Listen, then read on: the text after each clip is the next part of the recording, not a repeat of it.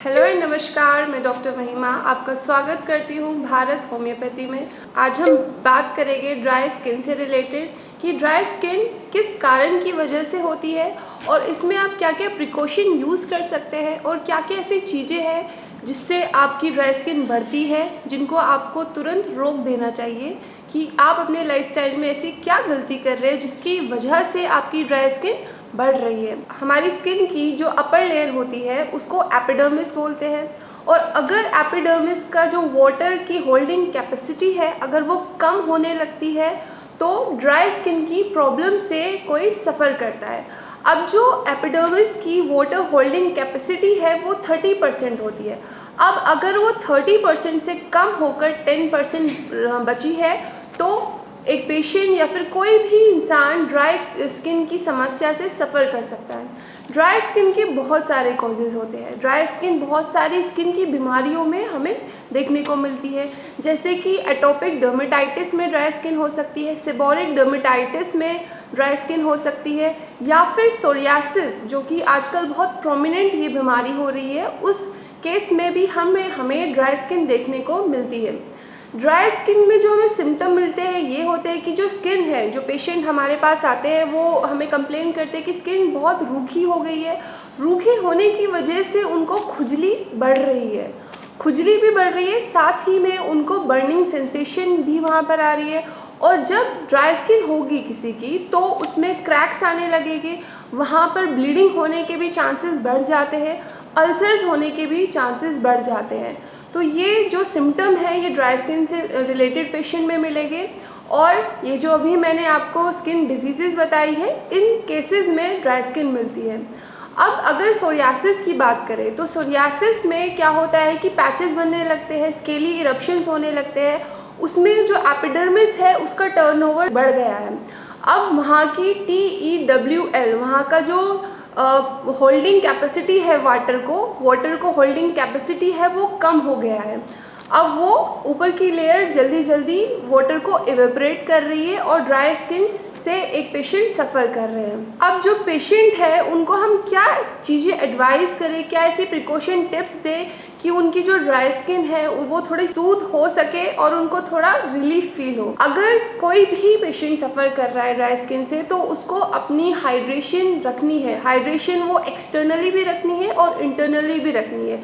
Internally hydration कैसे रह सकती है कि अगर वो पेशेंट वाटर का जो कंटेंट है, इनटेक है, उसको बढ़ा देगा तो वो हाइड्रेटेड रहेगा और जो ड्राई स्किन है उसकी समस्या उसको कम फील होगी।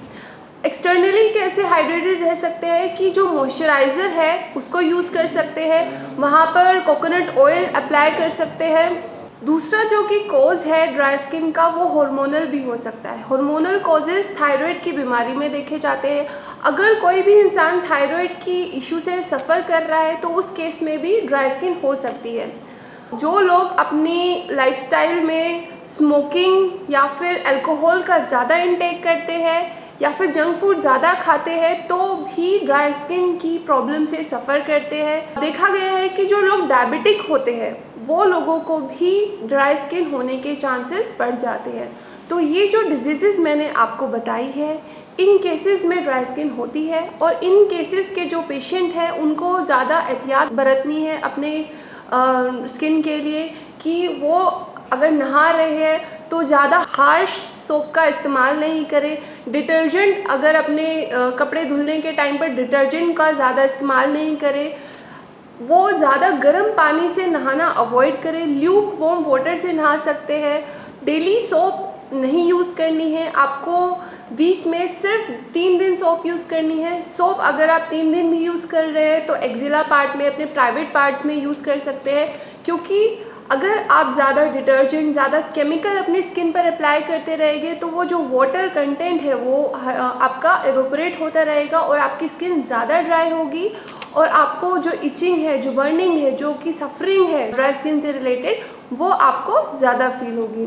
तो ये कुछ टिप्स है, प्रिकॉशन है, आप इसमें अपनी बॉडी के लिए यूज़ कर सकते हैं अगर ड्राई स्किन से आप सफ़र कर रहे हैं। अब बात करते हैं कि ड्राई स्किन से रिलेटेड क्या क्या कॉम्प्लिकेशन आते हैं। कॉम्प्लिकेशन की अगर मैं बात कर रही हूँ तो सबसे पहले कॉम्प्लिकेशन होता है कि वहाँ पर आपको अल्सर्स हो सकते हैं, आपको फरंकल हो सकता है, फोड़ा हो सकता है। और अगर किसी इंसान की फेस की बहुत ज़्यादा ड्राई स्किन है तो उसको अर्ली एजिंग के साइन आ सकते हैं। अर्ली एजिंग के साइन क्या होते हैं कि रिंकल्स उसको बहुत ज़्यादा जल्दी डेवलप उसकी स्किन पर हो सकते हैं, रिंकलिंग ऑफ द स्किन हो सकती है। तो ये कॉम्प्लिकेशन है। तो अगर आपको अर्ली एजिंग से बचना है तो अपनी बॉडी को आप हाइड्रेटेड करते रहिए, मॉइस्चराइज़र का एप्लीकेशन करते रहिए।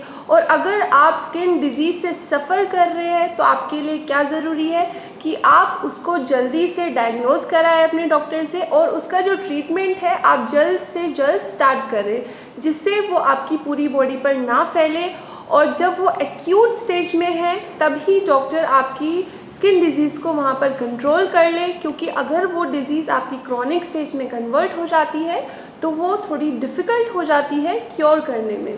तो अगर आप ड्राई स्किन से सफ़र कर रहे हैं या फिर आप सोरियासिस, एटोपिक डर्मेटाइटिस या फिर सेबोरिक डर्मेटाइटिस से सफ़र कर रहे हैं तो आप हमें कांटेक्ट कर सकते हैं। मेरी भारत होम्योपैथी की मेडिकल टीम आपकी बिल्कुल सहायता करेगी आपकी स्किन डिजीज़ को क्योर करने में। धन्यवाद।